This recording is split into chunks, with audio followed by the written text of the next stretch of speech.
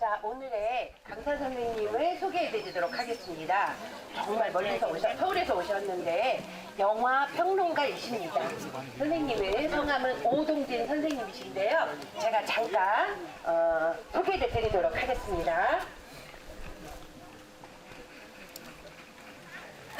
오동진 영화평론가 선생님은 영화에 담긴 깊은 의미를 풀어내고 대중들이 미처 읽어내지 못하는 영화 속의 속뜻을 전달해 영화를 더욱더 풍부하게 즐길 수 있도록 도와주시는 영화평론가이십니다. 그래서 고려대학교 사학과를 졸업하셨고 문화일보에서 기자로 오랜 기간을 계셨어요. 그리고 그 이후에는 동의대에서 영화과 교수도 재직을 하셨고 현재는 순수 평론가로서 글을 쓰고 계십니다. 최근에는 영화의 모든 것을 다는 영화 흥신소를 열으셨다고 합니다. 자, 그래서 우리 선생님께서는 오늘 해주실 이야기의 주제는 영화가 된 역사가 된 영화라는 주제를 가지고 아주 재미있는 강의를 해주시겠습니다. 자, 우리 선생님 모셔보도록 하겠습니다. 제가 그 영화 흥신소 사립 탐정 역할을 맡고 있는 오동진입니다. 문화일보에서는 잠깐 있었고요. 그 이후에는 제가 다닐 때는 연합통신이라고 했는데 요즘 연합뉴스라고 하고요. 그다음에 YTN에 있었어요. 제가 오래 있었던 데는 YTN 뭐 이랬죠.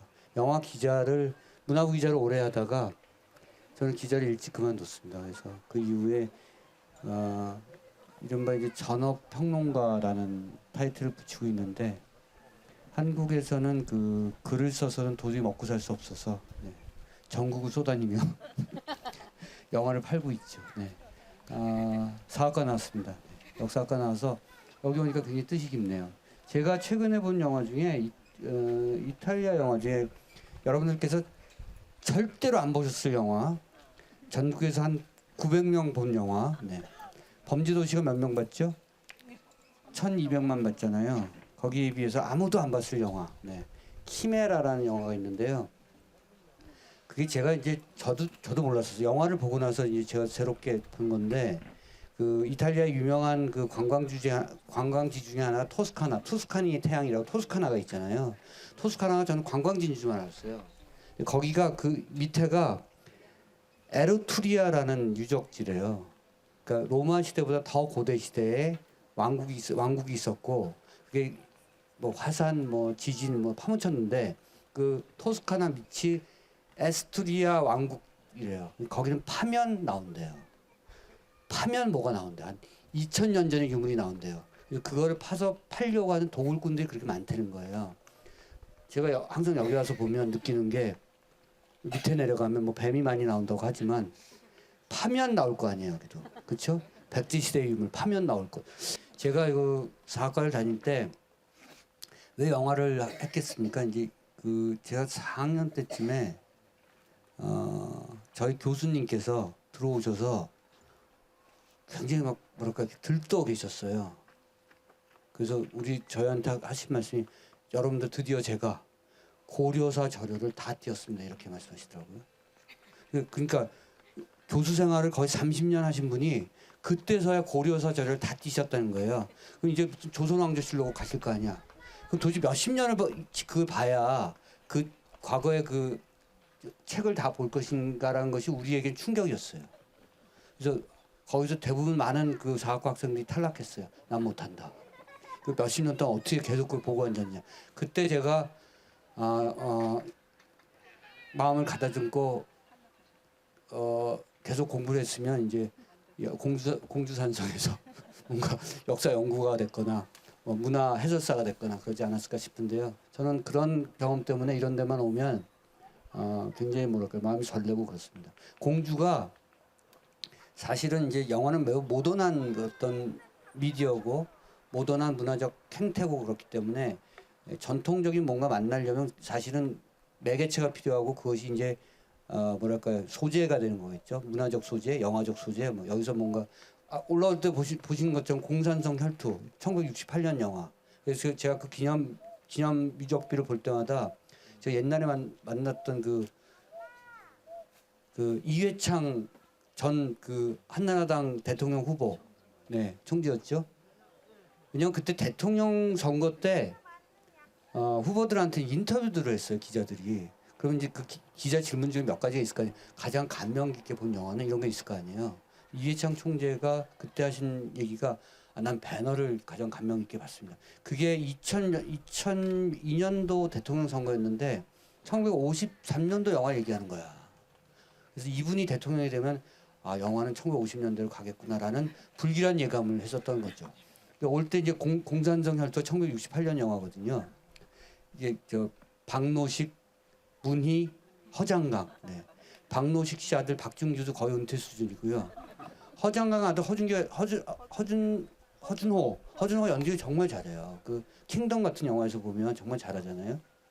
문희 씨는 이제 한국일보 사장 부인으로서 이제 잘 살고 계시고 1968년도 영화는 제가 태어나서 5살 되는 해기 때문에 이때 영화보다는 이제 더 후의 영화가 공주에서 많이 만들어져야 한다. 공주에서 많이 만들어져야 되고 세트장도 많이 만들어지고 역사극이 많이 만들어지면 좋겠다 이런 생각을 제가 많이 하죠.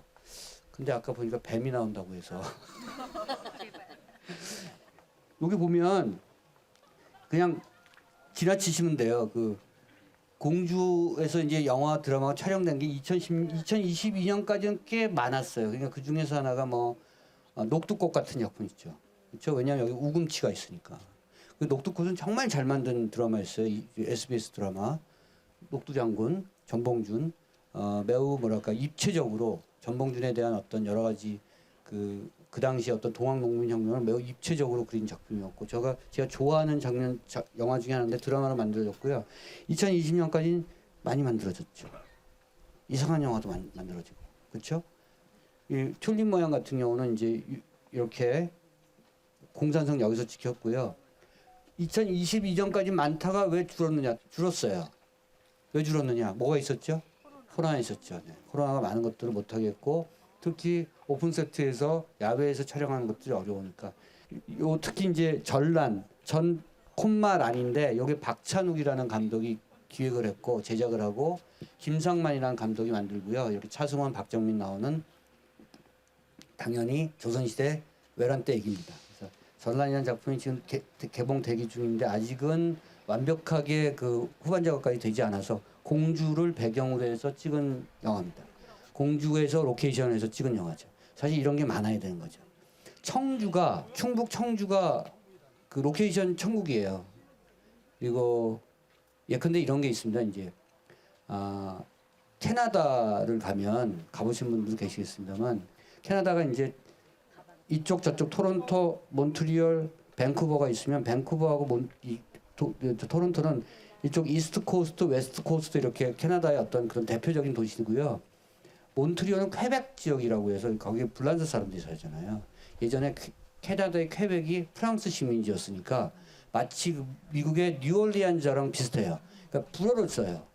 불어식 영어를 쓰고 그리고 불어식 건축물과 프랑스식 뭐가 있는 거예요. 그러니까 뭐가 되냐면 할리우드에서 영화를 찍다가 유럽에 가서 영화를 찍으려면 유럽을 배경으로 해서 찍으려면 돈이 많이 들잖아요. 거기까지 옮겨가야죠. 세트 만들어야죠. 돈이 많이 드니까 대체로 몬트리올 가서 유럽 영화를 찍어요. 유럽의 역사극을 찍고 유럽의 사극을 찍는 거죠. 그러니까 거기가 뭐가 잘 돼 있냐면 로케이션 비즈니스가 무지하게 잘 돼 있어요. 1년에 4,000건의 영화와 드라마와 광고를 찍는 거죠. 그러니까 몬트리올은 그걸로 먹고 사는 거죠. 공주가 그걸로 먹고 사면 되게 좋겠죠. 네. 뱀이 많이 나와서. 그거보다는 여기 유적이 워낙 많은 데니까 쉽게 뭔가 건축물을 만들거나 세트장을 만들기가 사실은 법적, 시스템적 여러 가지 뭐랄까 정비해야 될 것들이 좀 있을 겁니다. 근데 비교적 가깝고 비교적 이런 뭐랄까 이렇게 이런 유적지가 많기 때문에 영화적 소재가 될 만한 공간이 굉장히 많아서 사실은 잘 만들면 좀 더 많은 영화들을 찍을 수 있거나 좀 더 많은 드라마를 찍을 수 있는 그런 공간이죠. 드라마 에마는 넷플릭스에서 만드는 거고요. 에마 부인은 드라마로 만든 겁니다. 옛날 안수홍 씨 나왔던 에마 부인. 네, 그걸 공주에서 찍었어요. 요거는 좀 제가 소개하기 좀 애매하네. 그렇죠? 하나 넘겨주실까요? 그다음에 이제 사실은 뭐 이런 사극과 역사극과는 상관없는 그런 작품들이 많이 만들어지는데 그만큼 이제 공주라는 공간이 새롭게 부각되고 있는 건 사실인 것 같고요. 개인적으로는 여기가 역사극이 많이 만들어졌으면 좋겠어요. 이 공산성 같은 이거는 사실은 촬영지로는 못 써요. 그러니까 뭐냐면 이것을 디자인해서 어딘가에 세트를 만들어야 되는 거죠. 세트. 모든 영화는 사실은 여러분들이 좋아하시는 국제시장 같은 영화를 보잖아요. 그럼 거기 흥남부두에서 철수 장면 나오죠. 그럼 막 배를 기어오르고 막 난리가 나잖아요. 부두에서 찍었을 것 같잖아요. 아니죠. 한 3군데서 찍었어요. 올라가는 배 세트, 그렇죠? 그다음에 바다가 나오는 아쿠아리움, 그리고 그런 공간과 비슷한 어느 항구 이렇게 찍은 거거든요. 그러니까 이런 거예요. 만약에 어떤 감독이 지리산에서 6.25 때, 그러니까 전쟁 때 또는 그 한참 우리가 분쟁이 많았을 때 지리산 빨치산 영화를 찍는다. 그래서 제가 그 촬영장을 제가 뭔가 쓰기 위해서 지리산을 가고 있었던 거죠. 그래서 감독한테 전화를 했어요. 여기 촬영한 곳이 어디예요? 지리산에서 안 찍었어 이런 거죠. 그러니까 영화에서 나오는 공간은 영화에서 그 공간에서 똑같이 찍는 것이 거의 드물고 그 공간을 그대로 디자인한 세트에서 하나만 찍고 공간의 일부에서 찍고 이렇게 되겠죠. 어쨌든 매우 좋은 곳이어서 사실은 영화나 드라마가 사적인 또는 그 역사적인 어떤 그런 작품들이 많았으면 좋겠다는 생각을 제가 다시 한번 했습니다. 여기 1,200만 들었죠. 마동석 얼마 벌었을까요? 많이 아주 많이. 네. 궁금하시죠? 근데 남이 돈 번 건 뭐 알면 뭐해? 알면 뭐해? 배 아파 죽겠는데. 똑똑한 사람이죠, 그렇죠? 똑똑한 친구예요. 왜냐하면 돈을 많이 벌 거기 때문에 혼자서 기획하고 혼자서 제작하고 뭐 혼자서 연출까지 하고 있어요, 사실은. 그러니까 그 얘기는 뭐냐면 영화라고 하는 것은 매우 아까 말씀드린 것처럼 현대적인 비즈니스여서 굉장히 분업화가 잘 돼 있거든요. 분업화, 고도화, 전문화가 돼 있거든요. 그러니까 모든 산업이 고도화되고 전문화되면 나눠 먹어야 돼요. 그러니까 뭐 감독도 있고 프로듀서도 있고 기획자도 있고 투자자도 있고 막 나뉘는데 혼자서 다 해요. 1,000만이 들면 제가 자주 하는 얘기인데 얼마 전에 오타니가 왔었잖아요. 일본 야구 선수.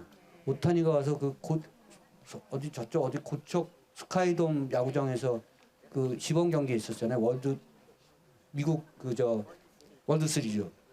그 고척 스카이돔에 들어가는 관람객이 17,000명이에요. 그럼 고척돔 스카이가 10개가 있으면 17만. 그렇죠? 100개가 있으면 170만. 1000개가 있으면 1700만. 800개 정도 있으면 1000만인 거예요. 그러니까 그런 스카이돔 경기장에 사람들을 모아놓는데 한 800개 정도가 있어야 범죄도시 4를 본 관객들 다 모을 수 있다는 거죠. 어마어마한 거죠. 우리나라 인구가 5,100만이고요. 5,100만은 3인 가구로 하면 약 1,500만이나 1,600만 가구예요. 그러니까 1,200만이 봤다는 것은 거의 모든 가구에서 한 명이 본 거예요.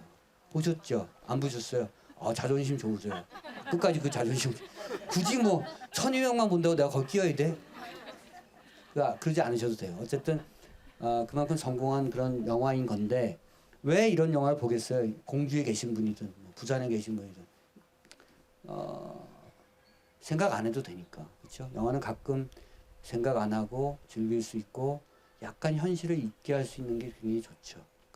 그런 이유 때문에 영화를 보시는 분들도 있는데 반대로 영화를 역사를 생각하고 역사적 문제에 대해서 또 알아보기도 하고 이래서 보는 분들도 있어요. 그러니까 두 가지를 잘 절충하시면 좋은 것 같고요. 전 보실까요?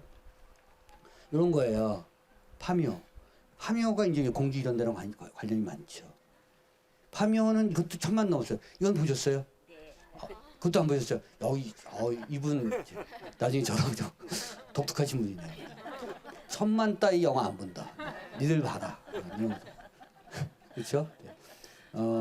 파묘가 저게 이제 저는 이제 역사학과를 나왔으니까 전 근접해 있는 사람 중에 한 명이어서 저는 철혈단을 알았어요 예전에.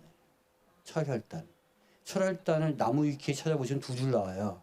1920년대 상하이에서 조직된 만주에서 조직된 무장 독립 투쟁 조직, 투쟁 조직, 항일 투쟁 조직 이렇게 나오는데 거기는 무장해서 싸운 조직은 아니에요 제가 알기에는. 근데 일제시대 때 독립운동한 분들도 사실은 추우시죠?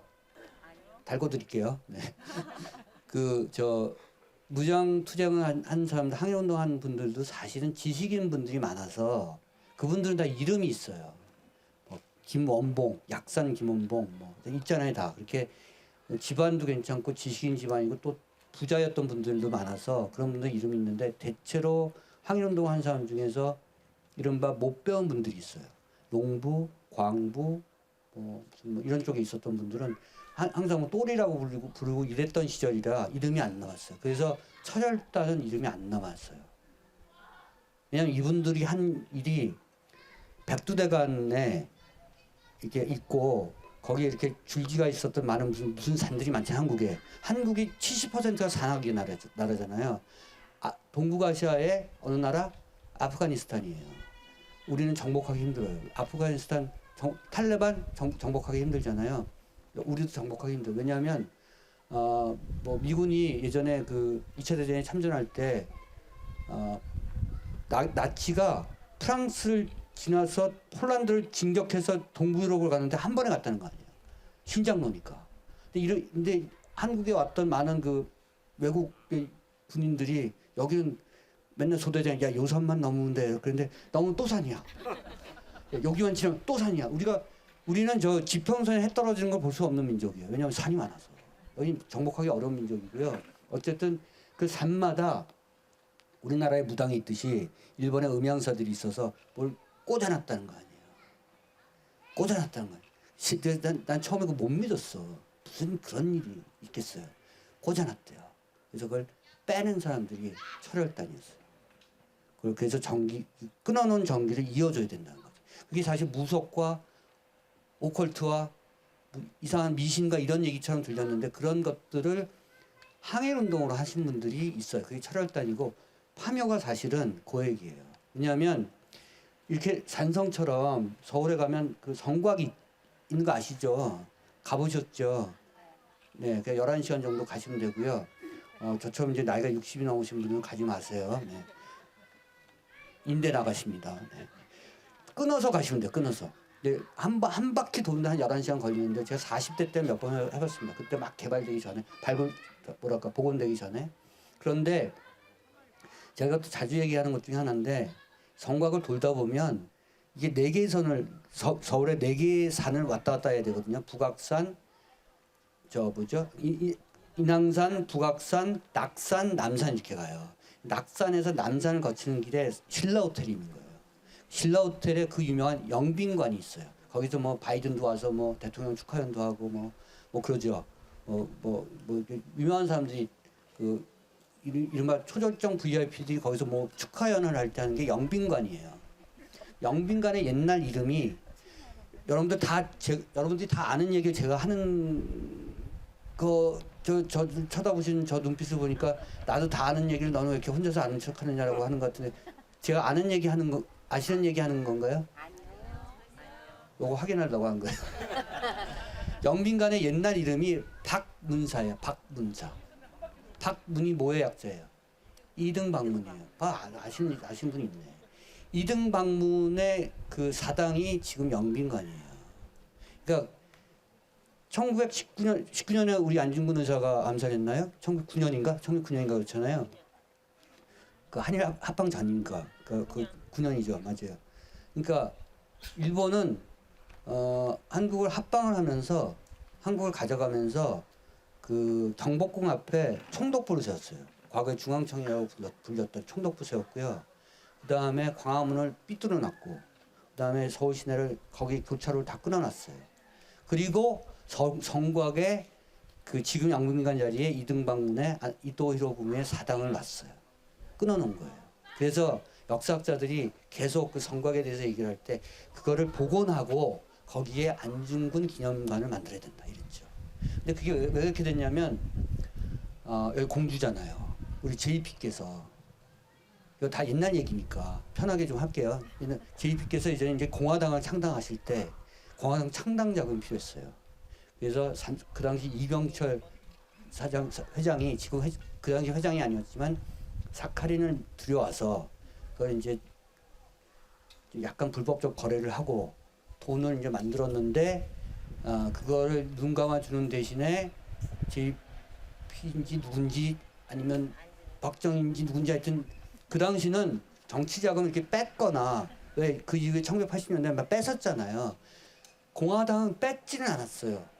꿨어. 좀 꺼주라. 창당 자금 좀 꺼줘 이렇게 되면 그리고 그러니까 신사적으로 한 거예요. 꺼주라 그리고 그 보증으로 영빈관을 준 거예요. 보증으로. 야 이거 내가 땅 보증으로 줄 테니까 공화당 창당 자금 좀 주라. 그래서 뭐 못 돌려줬으니까 삼성이 삼성이 거기다 신라 호텔 세우고 영빈관을 만든 거죠. 그래서 그 이후에 이제 그거를 안중근 요런 뭐랄까 비석이라도 하나 만들자라고 끊임없이 얘기했지만 그게 안 되고 있는 거죠. 그 얘기예요. 파묘가 사실은. 왜냐하면 이게 영화가 사실 두 개예요. 파묘는 앞에는 귀신이야. 관에서 막 귀신 음산한 뭐가 나온대잖아요. 영어로 얘기하면 오컬트북이잖아요. 심령 영화, 주술 영화. 이상한 분위기가 있다는 거야 우리 사회에. 이상한 귀신의 음산한 분위기가 있다. 이런 걸 얘기하는 것이 심령 영화인데 대체적으로 그 사회에 이상한 죽음이 있으면 그런 영화들이 만들어져요. 이상하게 애들이 죽거나 이상하게 사람들이 죽거나 이러면 그 감독들이 그걸 받으니까 이게 무슨 기운 때문에 우리나라에 이상한 기운이 있는 거 아니야라고 해서 이런 얘기를 하는 거죠. 파면은 그렇게 시작을 하다가 중간부터 갑자기 안 보신 분들이 있어갖고 중간부터 갑자기 막 귀신하고 싸우기 시작하는 귀신의 실체가 나오는데 그 귀신이 저쪽 애야 이런 거죠. 그래서 마치 한일 관계 싸움처럼 항일 싸움처럼 이렇게 만들어놔서 저는 영화적으로 보면 영화 이상해. 귀신 영화로 시작해서 귀신 영화로 끝나야 되는데 막 나중에는 항일 영화로 끝나서 이거 영화 이상한데 그거를 우리 대중 관객들이 너무 귀신같이 알아보고 굉장히 좋아한 거예요. 얘 이름이 극중 이름이 봉길이야. 그래서 제가 설마 설마 영화를 저 따위로 봉길이 설마. 근데 저 유해진이 그 하는 장의사 이름이 의열 장의사야. 그래서 내가 너무한데 내가 그랬어. 얘네들이 타고 다니는 차가 081호예요. 그게 중반 이후부터 해서 야 이건 너무 심하잖아. 내가 그래 나와서 제가 감독한테 너무 심하잖아 그랬는데 그거를 되게 좋아. 정말 영화를 저 따위로 봉길이 설마 어디서 나온 저 유해진이 하는 장의사 이름이 얘들이 타고 다니는 귀신이야. 야 에코가 야 죽인다. 그거 좋네요. 그런 효과. 막 조질라고 했거든 지금. 괜찮아. 뭘 말하려고 하니까 왜 파묘를 그런 사람들이 그런 단순한 얘기를 좋아했느냐. 사실은 영화가 사실은 이렇게 사회적인 아젠다와 사회적인 이슈하고 붙어있기 때문에 이때 무슨 일이 있었냐면 우리 홍범도 장군 파문이 있었어요. 근데 이제 사람들이 약간 이건 아닌데라고 했더니 그게 여러 가지 정치적 문제, 정치적 갈등 이런 것들 다 유발했지만 사람들의 마음속에는 그것이 예컨대 흔히 얘기하는 좌파든 우파든 보수적이든 또는 진보적이든 이걸 다 떠나서 이건 좀 아닌데라고 생각할 때 나온 거예요. 그렇게 반응한 거예요. 근데 마침 이상한 게 영화는 무슨 일이 벌어지고 나서 그걸 가지고 막 만든 게 아니고 그 전에 사실은 기획을 하거든요. 전에 기획을 한 거예요. 예컨대 2015년에 나왔던 곡성이라는 영화 기억하세요? 네, 그 무서운 영화 있잖아요. 그 진짜 기분 나쁘잖아요. 진짜 기분 나쁘잖아요. 그 곡성 보고 이런데 못 걸어다녔어 저는. 진짜. 그 곡성이 2015년에 나왔는데 사실은 아까 말씀드린 것처럼 이상한 죽음이 많은 사회에서 그런 영화가 나왔을 때 사람들이 반응하거든요. 이상하다. 굿이라도 해야 될 거 아니야. 이런 얘기를 하거든요. 그게 다 2014년에 세월호로 애들이 한 300몇십 명 죽고 나서 우리가 이해를 못하죠. 왜 이런 죽음이 있어야 될까라고 생각해. 그 영화가 그걸 보고 나서 바로 영화를 만드냐. 그렇게 못 만들어요. 영화는 만들려면 한 3년 전에 기획을 하고 투자를 받고 프로덕션 꾸미고 제작을 해야 되거든요. 그럼 2013년에 그 영화를 만든 나홍진은 알았다는 얘기야? 그것도 사실 오싹한 얘기죠. 이상한 기시감과 예지력과 이런 것들이 포함되어 있는 게 영화 같은 거예요. 화면은 사실은 전혀 홍범도 사건을 예측하지 않았으나 이상하게 한국 사회가 좀 약간 변형된 걸 쪽으로 가고 있다는 것을 느끼는 감독이 이런 아이템을 짜고 그게 나와서 반응을 한 거죠. 이런 게 이제 역사와 영화가 붙는 케이스입니다. 역사가 영화가 된 케이스고 영화가 나중에 역사를 만든 거죠. 왜냐하면 이 영화 베트남에서 잘 돼요 지금. 베트남하고 막 중국에서도 굉장히 좋고 중국이 이제 사드 이후에 한국 영화 들어오지 못하게 했고 이랬거든요. 중국에 진출했던 한국 영화사도 다 망했었어요.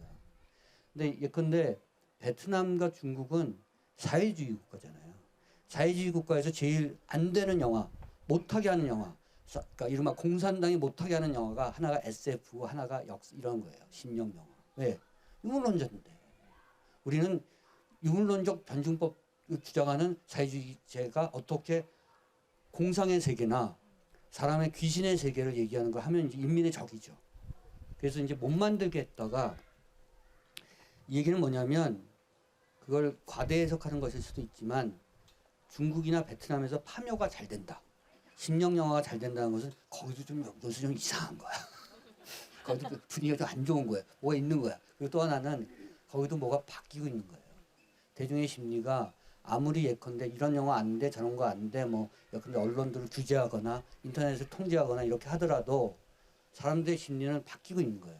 오픈되고 있는 거죠. 그런 시그널로 읽으셔도 되기 때문에 이런 영화가 바로 어떻게 보면 역사가 되는 영화가 되겠죠. 어느 날 한 10년 후에 어떤 영화학자나 어떤 사회학자가 10년 전에 베트남에서 파멸하는 영화가 300 몇십만의 관객을 모은 것은 이상한 시그널이었다라고 할 수 있겠죠. 그것이 이제 영화가 역사가 된 영화의 한 단초를 보여주는 거가 되겠죠. 이런 영화는 굳이 안 보셔도 돼요. 듄 이런 거. 혹시 보신 분 있어요? 듄. 야, 보셨어요? 2시간 45분짜리 50분. 네. 혼자 보셨어요? 공주에는 특별한 분이 많으시네. 천만 영화 안 보시는 분, 혼자 듄을 보시는 분. 또 듄 원도 보셨어요? 투도 보셨어요? 아 그렇군요. 뭐 아시는 분이죠. 듄은 그냥 제가 두 줄로만 설명드려 이게 만 400년대 얘기야. 서기 만 400. 지금 서기 2024년? 만 년이 넘어졌어. 뭐 지구 따위 없어요. 지구 따위 없고 인간의 종도 좀 달라. 어쨌든 그때 우주 시대 얘기예요. 우주 제국이고요. 그다음에 듄이라는 행성에 스파이스라는 어떤 원료가 나오는데 그게 굉장히 중요해요. 그러니까 듄은 DUN이 찾아보시면 사구 이렇게 나와요. 사구 모래사자의 언덕구. 그러니까 제가 한국에서 그 사구를 본 데는 그 서해안 쪽에 구롭도 가서 봤어요.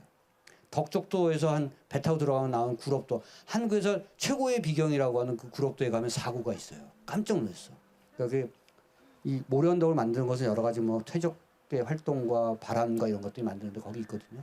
그러니까 모래 언덕의 행성에서 스파이스라는 원료가 나오는데 이 모든 제국이 싸우기 시작하고 그 제국의 싸움 과정에서 한국의 아줌마들이 가장 좋아한다는 저 티모시 살라메라는 배우가 이제 뭐랄까 이렇게 뭐 지도자로 나서는 그런 얘기거든요. 그래서 사실은 황당한 SF처럼 보일 수도 있어요.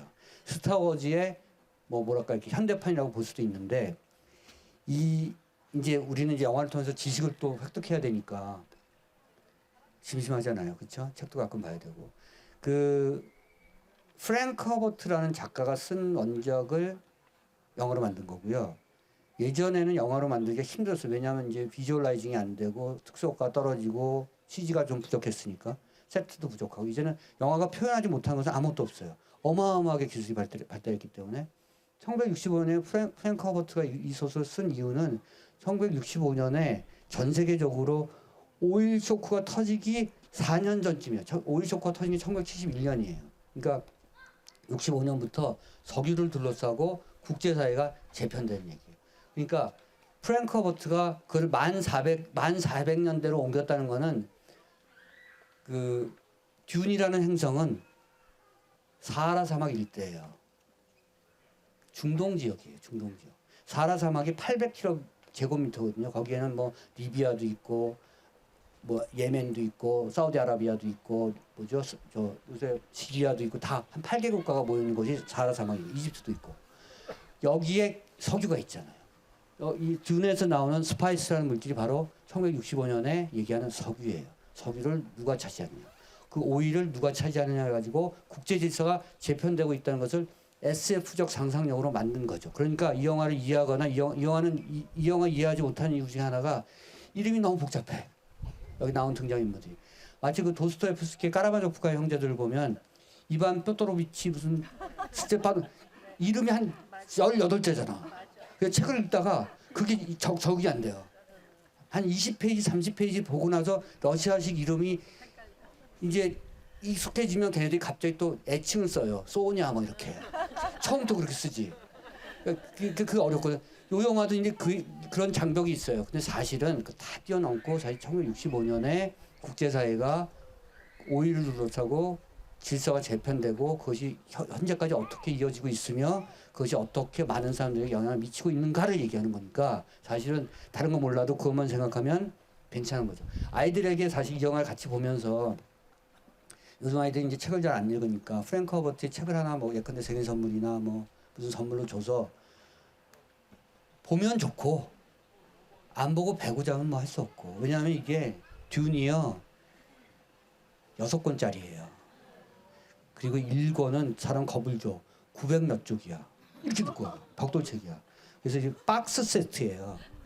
저 집에 박스 세트 많아요. 박스 세트는 대체적으로 서가에 맨 위에 올려놔요. 왜냐? 그건 읽는 책이 아니죠. 보는 책이잖아. 다 올려놔. 그래서 나도 있지 뭐 이런 거 있지. 그래서 6권의 책인데 그걸 이제 누워서 보다가 이제 책이 떨어지면 멍이 들고 그러니까 반드시 앉아서 봐야 되는 책 중에 하나고 제가 아이들한테 하는 얘기 요즘 아이들이 핸드폰을 많이 보고요.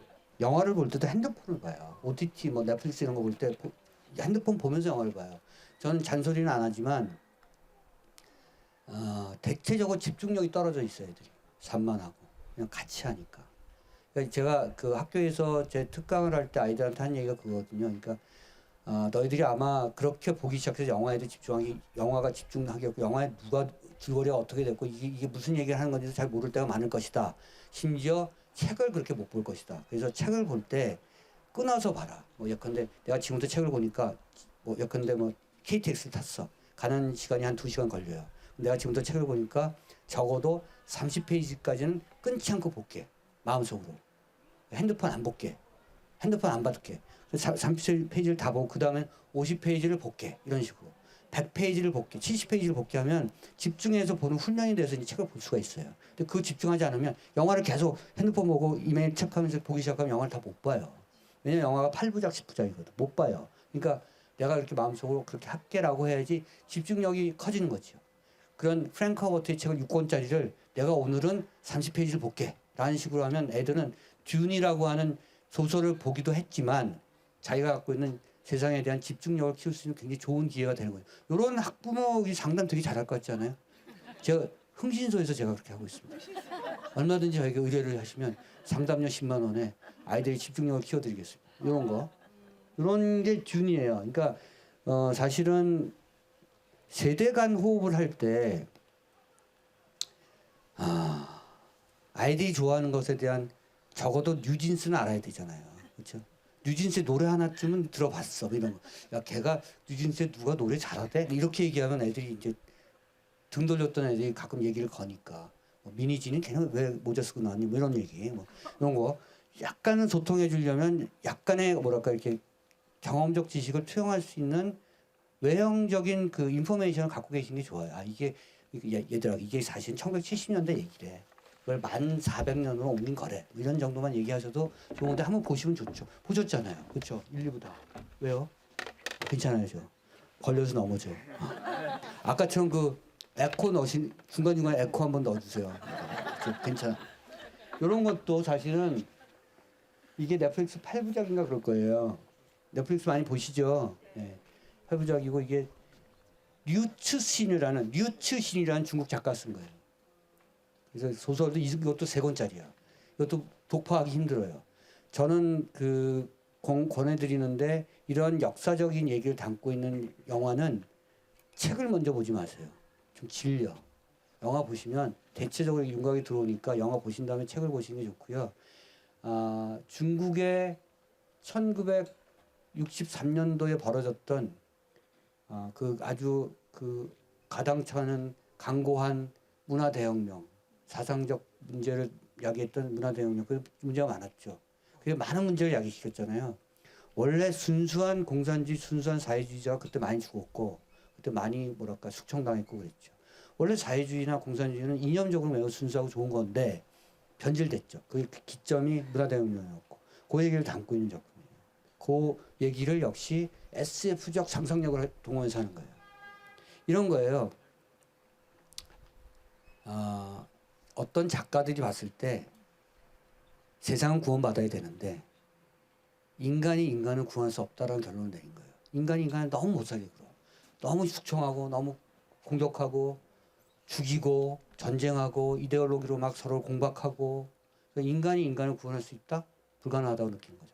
인간이 구원받으려면 인간한테 구원받을 수는 없다. 그러니까 인간이 아닌 다른 존재에 대해서 얘기를 하기 시작한 거죠. 그러니까 이런 거잖아요. 판사가 있어요. 한 30년 된 판사는 어느 날 철학을 공부하기 시작해. 왜? 자기가 맨날 판결 때 또 10년, 또 25년 판결 때리다가 갑자기 자다가 막 징역 살고 있는 자기가 때린 죄수들의 얼굴이 떠오르면서 내가 10년을 때린 게 맞았나? 이런 거죠. 그럼 그런 사람들이 고민을 해서 철학을 공부하기 시작해서 나온 게 법철학이잖아요. 제가 올바른 얘기를 하고 있는지 모르겠습니다만 세상을 이해하는 데는 두 가지의 기준이 있잖아요. 하나는 이지론이 있고 하나는 불가지론이 있어요. 이지론은 칸트의 순수이성 비판 같은 거예요. 다 여러분들 공부하신 거죠.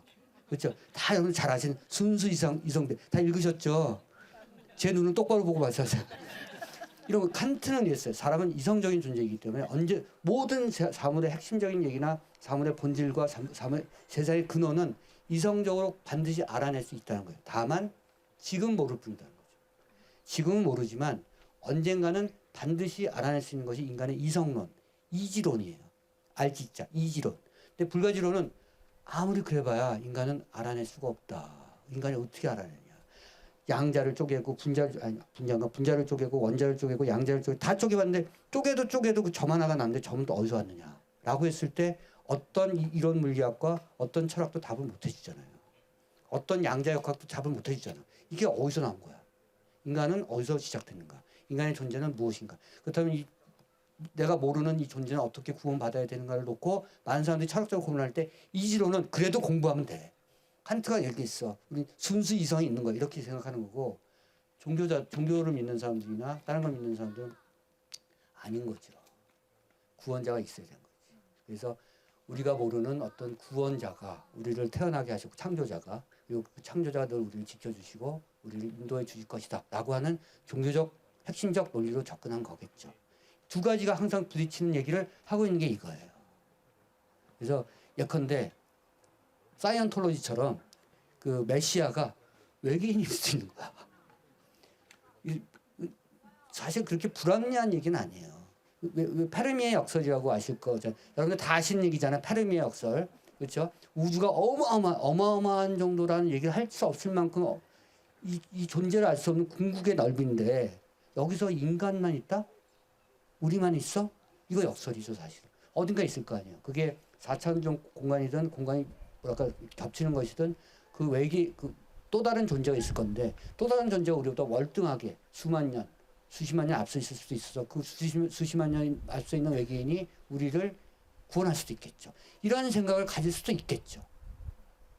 그런 얘기를 하는 게 이제 삼체예요. 그 이제 소설이 류츠신이라는 사람이 썼는데 잘 썼어요. 놀라웠던 것은 류츠신이 문화대혁명을 비판하고 있는 거죠. 소설 속에서. 그래서 저는 사실은 그 소설과 이 드라마가 나왔을 때, 중국이 바뀌나 보다 그랬어.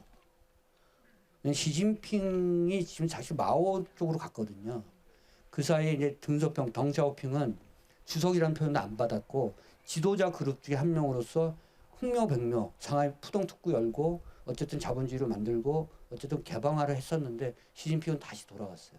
이런 거예요. 그러니까 제가 이것도 몇 번 얘기하는 건데, 사회주의란 그 위대한 칼 마르크스가 얘기했을 때 사회주의란 자본주의가 고도로 발달해서 여기서 노동자와 자본가들이 계급적 갈등을 일으키고 그래서 계급 갈등 속에서 노동자가 실권을 잡고 사회주의로 넘어간다. 이게 이제 위대한 칼 마르크스의 이론이잖아요. 지금까지 고도 발달된 자본주의에서 사회주의로 넘어간 나라가 하나도 없어요. 자본주의가 발달되지 않은 나라에서 넘어갔죠. 쿠바가 그랬죠. 베트남이 그랬죠. 중국이 그랬죠. 러시아가 그랬어요. 그럼 이 문제에 봉착하는 거예요. 그럼 그렇게 만들었던 지식인들이 이제 자가당착적 모순에 빠져드는 거예요. 이러면 사람들한테 공평하게 나눠주려면 분배를 하려면 뭐가 있어야 나눠주니까. 흔히 얘기해서 물적 토대, 경제학적 용어로 얘기하면 원시적 축적이 매우 잘 돼 있어야 되거든요. 그 만들어야 돼. 그러니까 거꾸로 사회주의 혁명 해놓고 나서 어떻게 해야 되냐면 내가 주도하에 당이 주도하에 당의 독자에 자본주의를 가져가는 거예요. 자본주의를 강고하게 일으켜서 물적 토대 뭐 포초를 만들고 철도 회사를 만들고 기차를 만들고 KTX 만들고 철강 회사를 만들고 이런 만들어야죠. 그 기관 산업을 만들고 인프라를 강하게 해야지만 뭔가 만들어지니까 자본이 축적이 되고 원시적 축적이 되니까 인민들에게 국민들에게 나눠줄 수 있는 거잖아요. 근데 그렇게 자본주의를 강고하게 일으키는 과정에서는 반드시 인간의 이윤 욕구가 나오게 돼 있고 이윤 동기가 강해지면 사람들은 이기적이 돼요. 그러니까 당이 나서서 그걸 억압하는 거예요. 그게 문화 대혁명이었어. 그럼 마찬가지 지금 시진핑도 중국을 G2로 만드는 과정에서 강고한 자본주의 국가를 만드는데 인민들이 지금 오염될 것 같은 거야. 그래서 지금 억압하는 거예요. 그래서 언론의 자유를 억압하고 구글 못 들게 하고 넷플릭스 못 들어가. 넷플릭스가 못 들어가는데 이걸 다 봤어 중국 애들이. 이거 웃긴 얘기잖아요 사실은. 그러니까 이것에 대한 상충된 모순을 어떻게 해결하기가 굉장히 어려워요. 그러니까 여기에 철학적 문제가 나온 거예요. 과연 그렇다면 이데올로기가 또는 그런 어떤 숭고한 이념이 인간의 이런 모든 사회 문제나 사회 이슈를 해결할 수 있는가? 해결하지 못한다면 우리는 무엇을 믿어야 되거나 무엇을 해야 되는가라는 고민과 생각을 해줄 수 있는 게 이런 거고. 이거 사실은 삼체는 이 아들과 엄마가 보면 얘기할 게 많아요. 엄마가 교회 다녀. 얘기할 게 많아. 그 아빠와 딸이 얘기하면 막 싸워. 이런 거예요. 굉장히 뭐 세대 간 얘기를 많이 할 수 있는 작품인데 이것도 사실은 역사의 문제를 꺼내고 있는 작품들이에요. 1963년에 문화 대혁명이 지금 시대에 다시 재현되고 있는가? 재현되면 올바른 것인가? 재현된다면 어떻게 할 것인가라는 얘기를 하고 있어서 역사가 된 영화가나 영화가 된 역사하고 맞는 얘기입니다. 책도 한 권 쓸 수 있어요. 이 삼체 8부작 들어가가지고. 저는 굉장히 놀라운 게 류츠 신의 원작은 전부 중국 애들이에요. 등장인물이. 이거를 만든 미국 애들은 등장인물을 다국으로 다 섞었어. 흑인도 있고 아프리카도 있고 뭐 미국 사람도 있고 영국 사람도 있고 배경은 런던이에요. 그 시나리오나 대본을 만들어내는 능력이 굉장히 탁월했고요. 그것이 이제 이른바 공감각적 보편성을 만들어내서 이제 성공을 한 케이스죠. 그런데 이제 제가 보니까 제 얘기를 들으시는 많은 분들께서 이 중에서 한 5분의 4, 10분의 9는 안 보신 것 같은 그런 불길한 어떤 느낌이. 앞으로도 보시다가 한 2부 보시다가 죽으실 것 같은. 넘겨보세요. 이런 거. 제가 이제 여기 공산서 오면 이제 이 사랑의 고고와 이런 거. 이거 제가 요런 영화는 보시잖아요. 제가 상도 많이 줬어요. 제가 하는 무슨 사랑의 고고하게 상도 주고 그랬는데 영화를 잘 안 보시는 분들은 이런 영화를 보면 이제 지쳐. 영화를 더 멀리하게 돼 있어. 지루해. 이런 거죠. 근데 굉장히 뭐랄까 영화적 순수주의가 있어요. 사랑의 고고학이니까. 영화 속에 등장인물이 고고학자거든. 발굴하는 고고학자. 고고학자인데 고고학이라고 하는 게 이제 정말 막노동의 결정체잖아요. 이거 뭐 하나 발견되면 그거 빗질하는 데만 하루 종일 파는 데만 며칠 뭐 이렇게 하는 고고학에 정말 고고학을 숭배하는 건 좋은데 고고학을 가지고 먹고 사는 건 힘든다는 얘기를 할 정도로 그런 건데 그 고고학과 사랑을 한다는 게 똑같다는 얘기를 하는 영화가 사랑의 고고학이에요. 사실 여러분들 좋아하시는 독일의 프랑크푸르트 학파 에이리 프롬이 쓴 사랑의 기술이라는 책 다 보셨죠? 네, 고등학교 때 그것도 다 보셨죠? 그 제목이 사실 아트 오브 러브가 아니에요. 아트 오브 러빙이에요. 사랑은 사랑의 기술이 아니라 사실은 사랑하기의 기술인 거죠. 사랑하기의 기술이 있어야 사랑의 본질에 접근할 수 있다는 것이 독일 프랑크푸르트 학파 에리 프롬의 얘기인데 여러분들 다 잘 아시는 얘기잖아요. 그렇죠? 네. 그런 비슷한 얘기예요. 사랑의 고고학도. 근데 이제 이 영화에서는 고고학이니까 그런 장면이 많이 나와서 흥미를 불러일으켜요. 아, 고고학자들이나 또는 고고학자까지는 아니어도 발굴하는 사람들이 어떤 갖고 있는 여러 가지 행태나 그 지역에 대한 얘기나 이런 것들이 흥미롭게 진행이 돼서 사실은 그런 것과 뭐랄까 관련이 없는 뭐랄까 도심 속에서 나올 만한 그런 얘기가 아니에요. 도심과 좀 비껴 살아있던 전원과 이런 유적지가 있는 곳에서 살았던 분들이라면 이런 얘기가 굉장히 흥미롭게 받아들일 수 있는 거죠. 그래서 제가 그냥 넣었습니다. 넘겨보시죠. 넘기세요 이거. 이것도 이거 넘겨보세요. 계속. 하나 더. 이런 거. 여기 이제 요거 이제 넷플릭스 초기에 나왔던 영화인데 라 레볼루션 이건 이제 더 레볼루션이겠죠. 이걸 딱 보면 무슨 여러분 이거 못 보셨을 거예요. 그렇죠? 아까 그 듀운 보신 분께서 이거 보셨어요? 여기까지 넘어오세요. 이거 보세요 이거. 킹덤이에요. 우리 킹덤. 한국 거 베꼈어요. 내가 보면서 깜짝 놀랐어. 이거 킹덤 아니야 그랬어. 왜냐하면 프랑스 혁명이 1789년에 시작해서 1884년까지 가거든. 대체로 한 100년 가는데요. 그 사이에 뭐 그러니까 이런 거예요. 그러니까 프랑스 역사를 이해하는 데는 세 가지의 파를 이해하면 돼요. 세 가지의 파. 하나가 왕당파냐, 아니면 공화파냐, 그다음에 황제파냐. 황제파는 나폴레옹 거죠.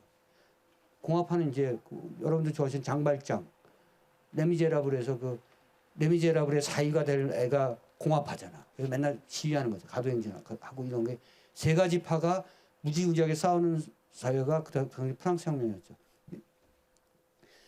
프랑스 혁명에서 가장 실패한 요소가 단두대예요. 너무 죽였어. 그때 루이 16세하고 마리 앙뚜아네트를 로베스피에르가 죽이지 말았었어야 돼요. 그걸 죽였기 때문에 그 과격한 거지. 죽일 것 같지도 없었어. 근데 특히 마리 앙뚜아네트는 합스부르크에서 왔어요. 오스트리아에서.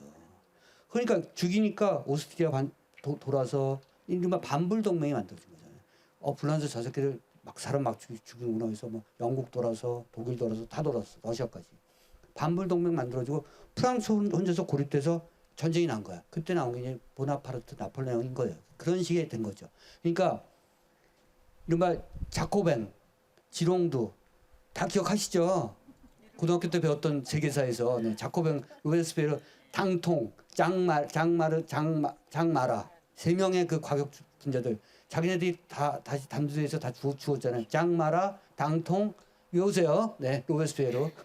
요 자코뱅들이 이제 나중에 무너지는데 프랑스 역사는 자코뱅과 반대했었던 이른바 온건주의자들의 지롱두예요. 지롱두는 약간 기회주의적이기도 해서 많이 왔다 갔다 했어요.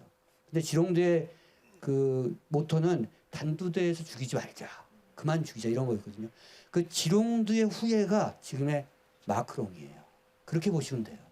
계속 프랑스 사회는 자코뱅적 내면을 갖고 있는 집단과 지롱두적 본심을 갖고 있는 그런 정당이나 그런 정치적 단체가 계속 싸워온 역사예요.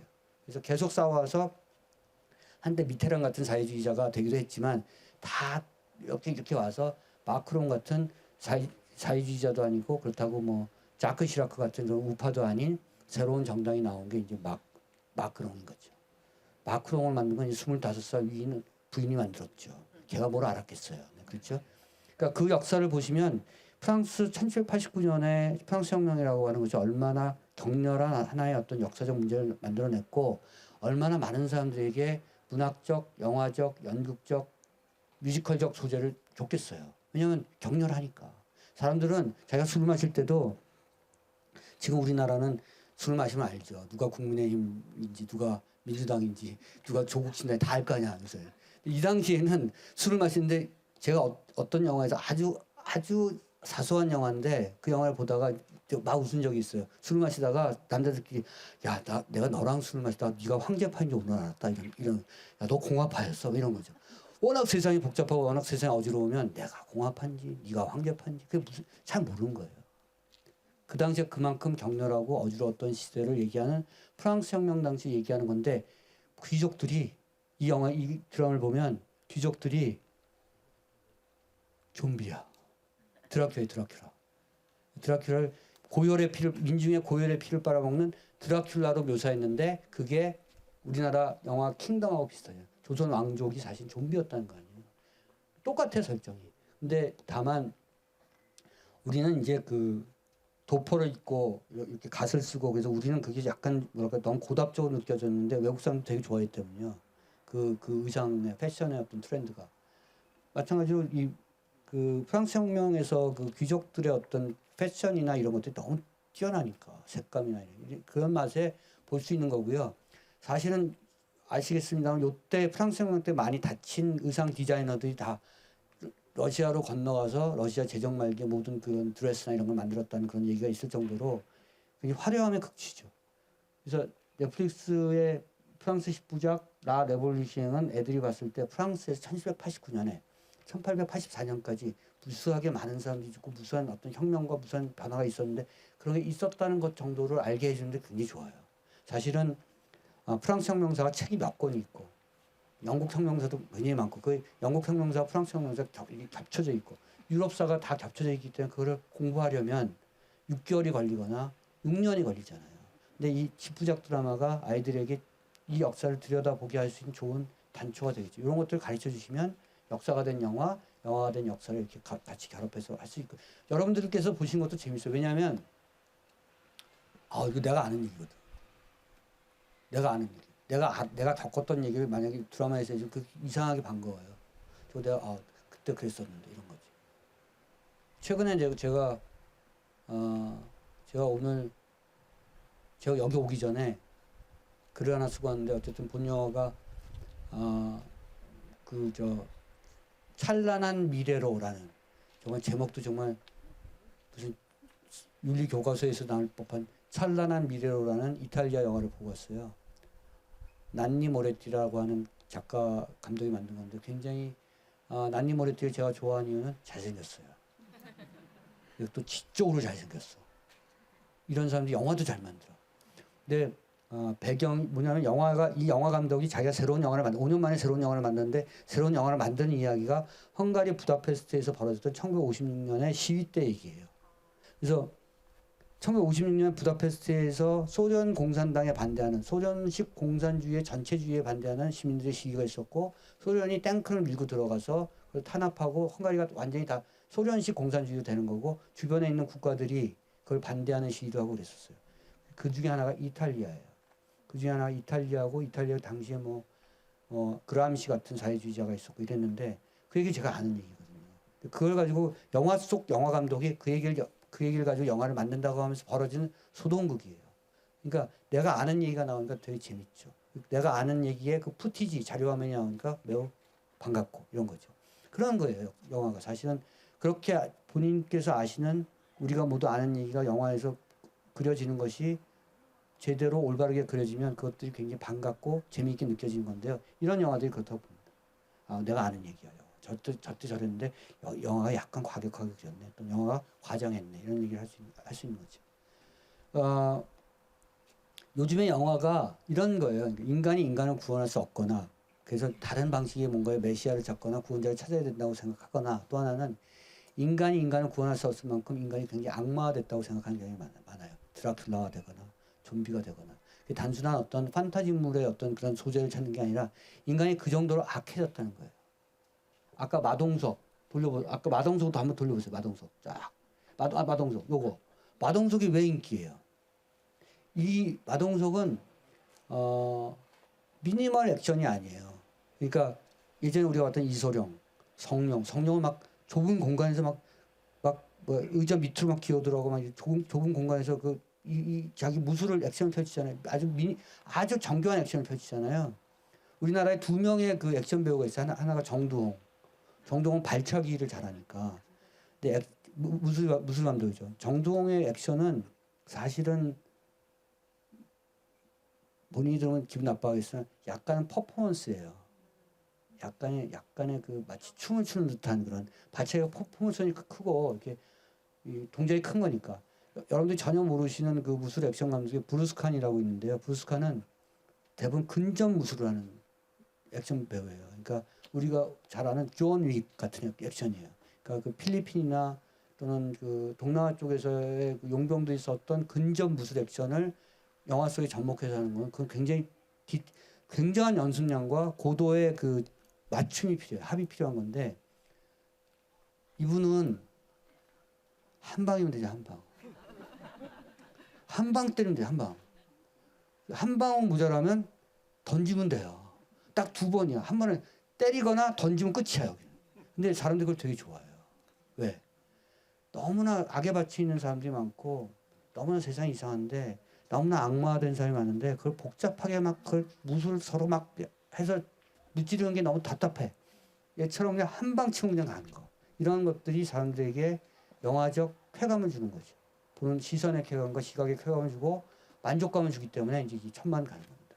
이런 것은 이제 믿거나 말거나 분석이고 어쨌든 저는 항상 볼 때마다 매우 영리하다고 생각했어요. 왜냐하면 액션 영화를 할 때 복잡한 액션을 하는 것은 그만큼 많은 제작비와 많은 훈련과 많은 것들, 왜냐하면 부상도 많고 많은 보험료와 이런 것도 필요한데 여기는 뭐 그냥 자 내가 휘두르면 쓰러져 이런 거니까 던지면 날아가 이런 거니까 넘겨주세요. 다 그런 거예요. 다 그렇고요.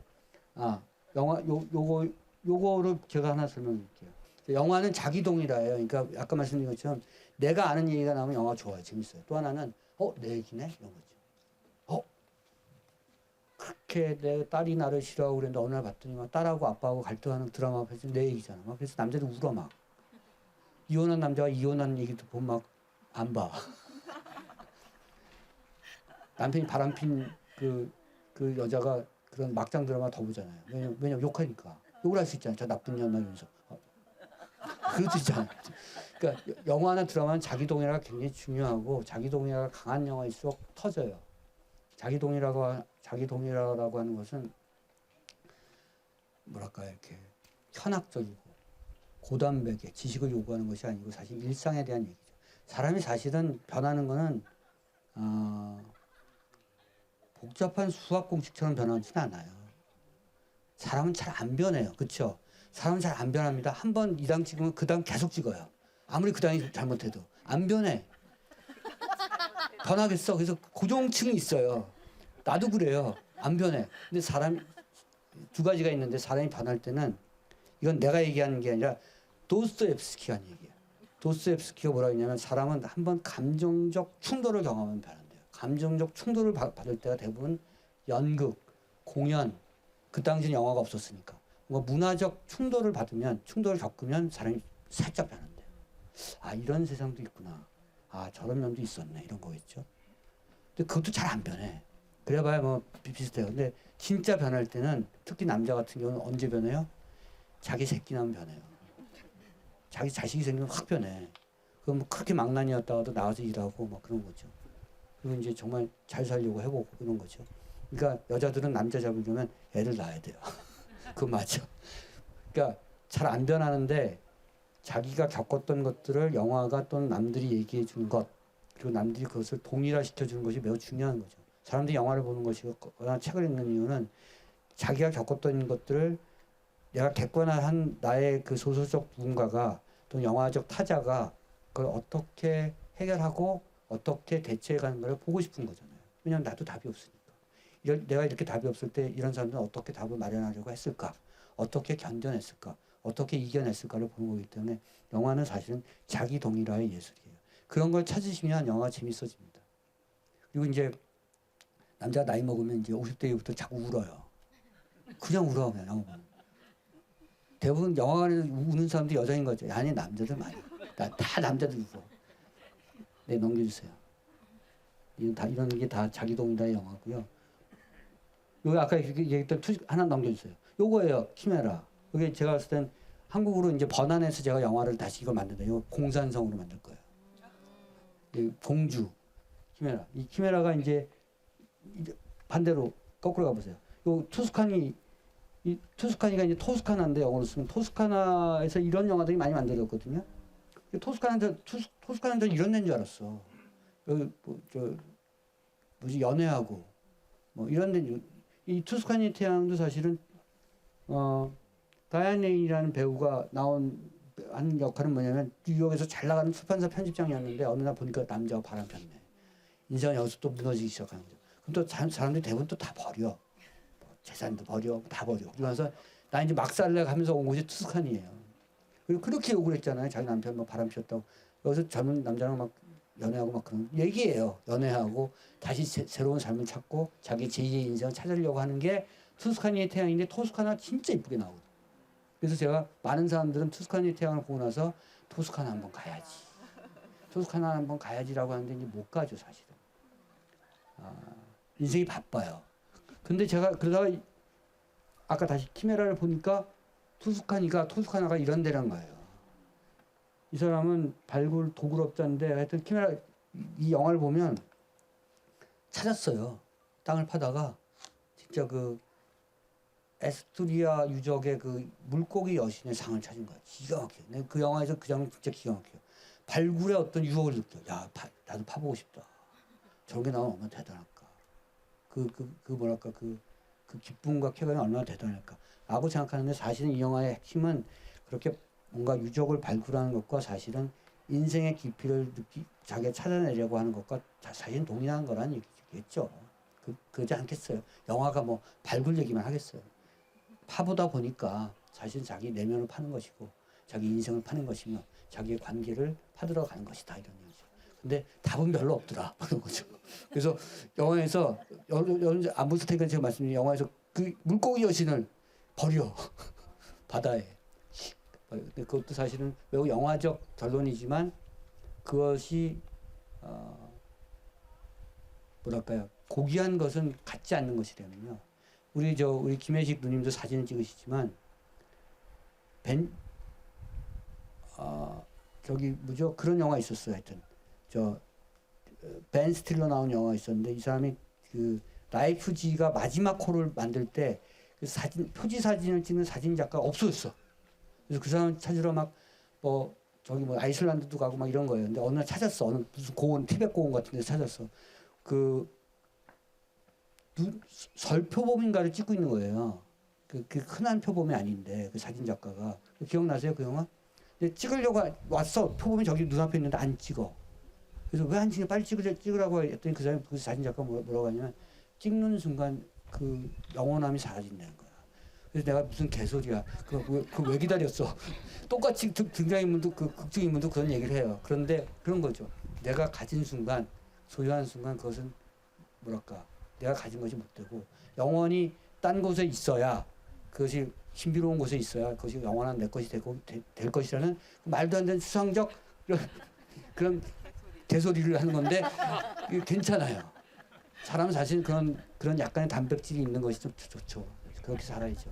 그런 것이 내가 현실에서는 그렇게 못하더라도 영화적으로는 그렇게 하는 게 맞죠. 영화를 막 갖고 쿠바에서요. 제가 쿠바를 많이 갔었는데 쿠바에서 제가 영화제를 할 때 가져갔던 영화가 끝까지 간다라는 우리 죽은 이성균이 나왔던 영화 있어요. 그 이성균이 형사인데 돈을 갈취한 거거든요. 나중에 어쨌든 맨 마지막 장면이 무슨 창고 같은 데 가서 열고 딱 들어갔더니 현금이 막 내부로 막 이만큼 있는 거야. 그 이성균도 몰랐다가 들어갔다가 그 깜짝 놀란 장면이 있거든요. 쿠바가 사회주의 국가잖아요. 그 마지막 내가 그때 이거 너무 자본주의적이고 물질 만능주의적인 이런 영화를 내가 가져왔구나. 내가 영화 끝나고 나면 사과해야지라고 생각하고 있었는데 마지막 장면 딱 나왔을 때 기립박수 났어. 쿠바의 인민들이 쿠바의 국민들이 돈을 보고 막 너무 좋은 거야. 돈 보니까 돈이 좋구나 이런 거죠. 그렇죠. 대리만족 시켜주니까. 그리고 내가 갖지 못하지만 내가 그것을 현실적으로 막 욕망해냈을 때 나타난 여러 가지 부조리하고 불합리한 것이 있지만 영화인데 영화는 좀 가지면 어때 이런 거죠. 그런 얘기가 이런 영화였고 사실 키메라를 언젠가 여러분들 여기서 한번 상영하고 싶어요. 그리고 저를 막 욕하실 거예요. 지루하다고. 아주 좋은 영화고 아주 흥미롭게 볼 수 있는 영화입니다. 넘겨보세요. 네, 이런 영화는 사실은 제가 이걸 왜 여기다 넣냐면 사실은 이런 곳이 유적지가 사실은 공주시도 관광지로 개발할 것 같고요. 관광지가 아니라 뭔가 힐링하는 공간으로 개발하는 게 맞다고 생각하고, 많은 그 사람들이 자신을 찾으려고 했을 때 와서 걸어 다닐 수 있거나 와서 자신을 쉴 수 있는 공간이라고 생각해서 제가 골랐습니다. 이런 영화는 그런 게 많으니까. 영화는 힐링의 매체이고 사람들은 위로를 받고 싶어 하니까. 영화는 사람들에게 위로를 주려고 만든 거니까요. 이게 서핑 영화거든요. 이런 거예요. 서핑 자기한테 지지리도 말을 안 들어. 얘를 찾으면 맨날 해변 가서 서핑하고 있어. 그래서 네가 그렇게 서핑을 좋아해서 엄마가 화가 나서 내가 서핑을 하면 서핑했다 자기가 서핑에 빠진 얘기여서 자기가 서핑 전문가가 돼서 아들하고 같이 서핑하는 그런 얘기예요. 말도 안 되는 얘기인데 귀엽죠. 사실은 그렇게 사는 게 맞죠. 제가 본 영화와 소설 중에 여러분들 좋아하시는 무라카미 하루키가 쓴 소설이 단편 소설인데요. 하나레이 베이라는 소설이고 영화로 만들었어요. 영화로 되게 잘 만들었어요. 원작도 되게 잘 만들었죠. 똑같은 얘기야. 아들이 내가 피아노를 치는 사람이었는데 바에서 어느 날 재즈 마스터를 만나서 사랑에 빠졌어. 그래서 같이 살았어요. 근데 재즈 마스터 흔히 재즈 밴드 마스터니까 흔히 얘기한 것처럼 약하고 여자 관계 복잡하고 결국은 약 먹고 취해서 다른 여자 품에서 죽었어. 그 사이에서 낳은 아들이 있어요. 그 남자한테 너무 지긋지긋했거든 이 여자가. 그러니까 아들도 지긋지긋한 거야. 아들하고 별로 관계가 안 좋아요. 근데 아들이 또 서핑을 한대. 그 아들도 해라 뭐 이렇게 됐겠죠. 엄마 나 서핑 여행 가게 돈 줘. 그래서 가라. 그래서 하와이로 보내는 거야. 하와이 밑에 있는 하나레이 베이에. 근데 소설의 첫 장면이 엄마가 하와이에 시체 안치소에 가서 아들의 시체를 확인하는 게 소설의 시작이에요. 이상한 거예요. 이 여자가 이상한 거예요. 그렇게 아들은 자기 별로 정도 없었고 죽거나 살거나 뭐 별로 관심 없었는데 죽었대. 근데 이상하게 그때 아들 시체 확인하고 일주일 정도 하와이에 머물다가 해변에. 그러면서 그 다음에도 아들이 죽은 날쯤 되면 가서 하와이 가서 한 열흘 또 있다 와요. 그렇게 10년을 갔다 왔단 거야. 근데 사람들이 왜 하와이를 가? 그 말을 안 했어요. 뭐 그냥 뭐 편하게 쉬려고 이렇게 간 거였죠. 근데 10년쯤 된 어느 날 무라카미 하루키가 그런 걸 굉장히 잘 써요. 자신이 아들이 죽었을 때쯤의 나이에 아이 둘이 와서 그 아줌마가 맨날 거기서 있으니까 이렇게 귀속말 아줌마 봤어요. 그래서 뭘 봤지? 여기에 아들이 죽었을 때 그 서핑을 하다가 상어한테 물려 죽었어요. 다리가 뜯겨 나가서 과다출혈로 죽은 거야. 근데 그 소년들이 이 여자한테 와서 아줌마 봤어요? 여기 외다리 서퍼가 있대. 이런 거예요. 그래서 엄마가 그 여자가 어느 쪽 다리가 없대 이렇게 물은 거죠. 그리고 그 외다리 서퍼를 찾으려고 온 해변을 다 찾는다는 얘기예요. 하루키가 그거 되게 잘 써요. 그러니까 나랑 저 새끼가 죽으나 사나 나랑 필요 없고 막 이런데 외다리 서퍼라는 얘기 듣고 온 해변을 찾아다니다가 그런 얘기예요. 화해하고 그러니까 그 아들하고 화해하는 얘기가 아니라 그 여자 주인공은 스스로하고 화해하고 스스로한테 힐링하고 이런 얘기가 이제 영화에 있어요. 그러니까 이런 얘기도 좀 찾으시면 좋다는 점점 추워지는 과정에서 야 어떻게 반팔로 놀러 오신 분이 많네 여기 반팔로 버티시네. 다 이쪽은 저기 완전히 쓰셨고, 네. 제가 최근에 저 통영 밑에 추도로 갔어. 추도에서 제가 영화제에서 작은 상영회 150가구 살아요. 그래서 제가 거기 가서 이제 앞으로는 여기서 영화제 하지 마시라. 150가구 안 된다. 이랬는데 제가 너무 아름다운 섬이고요. 뭐냐면 너무 추워요. 나는 그런 추위 처음이야. 내가 강원도 철원에서 군대 생활을 했기 때문에 15사단 화천에서 제가 영하 22도도 견디는 사람인데 야 진짜 추워요. 수도 거기 가실 때는 얼어 죽습니다.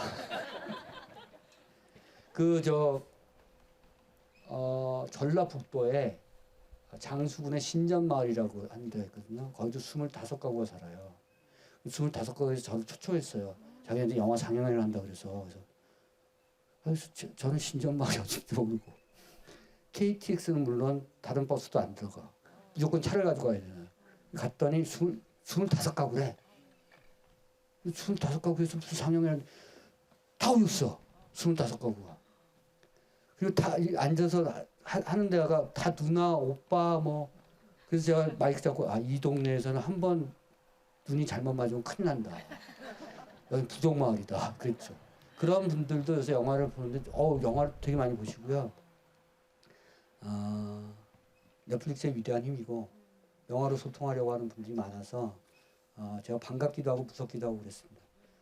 거기는 대체적으로 자급자족하는 시족 공동체. 막걸리도 빚어 먹고 피아노하고 기타를 쳐요. 그래서 그거 어디서 배웠냐고 했더니 독학했대. 무서운 동네야. 제가 막걸리 먹다가 못 나갔거든요. 못 나갔어. 그래서 그날 자야 되는데 저를 어디서 재웠는지 아세요? 폐가에서 잤어요. 제가. 무서워서 죽을 뻔했어. 불도 안 들어. 그런 경험이 제가 다 영화가 만든 것이고 영화가 이렇게 사람들을 만나게 하고 힐링하게 해주는 그런 것이었다는 말씀을 드리려고 합니다. 네. 더 추워지기 전에 오동진이었고요. 네, 감사합니다. 고맙습니다. 공주의 많은 역사 얘기를 안 해서 죄송합니다. 제가 다음에 또 올지 모르겠지만 좀 많은 역사를 공부해서 사적을 뒤져서 역사 얘기를 많이 하도록 하겠습니다. 고맙습니다. 고맙습니다. 자, 질문 우리 오동진 선생님 팬들이 많이 오신 것 같은데 질문 있으면 한번 질문 이야기 또 조금 하시죠. 네. 예, 굉장히 춥죠. 사실 저도 블로그에서 봤는데 오동진 선생님이 인연이라는 드라마인가요? 영화인가요? 거기서 인조 임금이 우리 쌍수정에 와서 인절미를 만든 인조 임금에 대해서 이제 인연이라는 드라마를 통해서 또 우리 선생님이 굉장히 블로그에다 이렇게 누가 올렸는지 저는 검색만 했습니다. 그런데 굉장히 좋게 이렇게 하셨는데 그 말씀 그거는 제가 제가 과격하게 얘기할 건 아니지만 제가 조선 왕조 27대 왕 중에 제일 바보 같은 왕이 인조라고 생각하고요. 사실 자기 사촌형 광해군을 죽인 거 아니에요. 광해군 밀려난 거잖아요. 그게 서울 아시겠지만 서울의 조선 27대 왕의 대부분은 다 창덕궁에 살았잖아요. 경복궁에 산 게 아니고 딱 2명만 덕수궁에 살았어요. 한 명이 선조, 고종. 대체로 나라를 빼앗긴 왕께서 다 덕수궁에 살았어. 근데 대부분 창덕궁에 살았는데 창덕궁 뒤쪽이 인왕산 넘어가서 그 뒤가 홍제천이에요. 홍제천에서 세검정이 있잖아요. 능양군, 인조와 능양군이 거기서 칼을 씻고 세검 자기의 쿠데타군과 함께 인왕산을 넘어서 광해군을 친 거죠. 좋아. 그럴 수 있죠. 왜냐하면 궁중 비하가 많으니까 그럴 수 있어요. 근데 인조의 가장 큰 실수는 자기의 아들인 소현세자를 죽인 거예요. 죽였다는 정설은 없지만 죽인 것이 거의 확실시되는 정황적 근거가 많잖아요. 그것을 만든 영화가 올빼미예요. 올빼미 보셨죠? 네. 그러니까 소현세자는 역설적으로 인조가 이 머리를 3번 땅에 박으면서 호란에서 나라를 뺏기고 그리고 자기 아들을 그쪽에 볼모로 보냈잖아요. 근데 소현세자는 8년 동안 가 있는 동안 문물을 배운 거예요. 워낙 똑똑했대. 그래서 많은 이 궁중의 신하들이 소현세자 돌아오길 기다렸다는 거 아니에요. 소현세자 돌아오면 전국을 개편할 것이다. 그때도 그랬대. 누가 나타나면 전국이 좋아질 것이다. 이렇게 생각했는데 죽은 거잖아요. 조선 왕조 27대 왕에서 가장 중간 허리가 거기에요. 소현세자가 만약에 살아서 왕이 됐다면 그 이후에 조선의 왕조가 좀 바뀌었을 것이다 라고 생각하는 것이고 많은 역사학자가 얘기하거나 많은 영화 감독들이 많은 드라마 작가들이 그걸 굉장히 중요하게 생각해서 만든 게 올빼미고 만든 게 인연이에요. 저는 그래서 그 드라마 굉장히 주의 깊게 봤고요. 나랑 비슷하게 생각하는구나 이런 생각했죠. 저는 세검정 갈 때마다 여러분들 다 잘 아시죠? 환향녀잖아요. 환향녀가 그렇게 된 거고 그게 다 인조 때니까 참 바보, 참 나쁜 왕이죠. 네. 그래서 저는 인조 얘기를 여기서 인절미와 관련된 또 이런 거기 때문에 인조는 제가 참 가련하게 생각하는 왕이기도 하고 얼마나 사실은 불행했을까. 자기 자식한테조차 권력을 뺏기지 않으려고 저렇게 애를 썼으니 얼마나 불행했겠어요 그 마음이. 부자는 아닌 거죠. 네, 여기까지. 네, 안녕히 돌아가세요.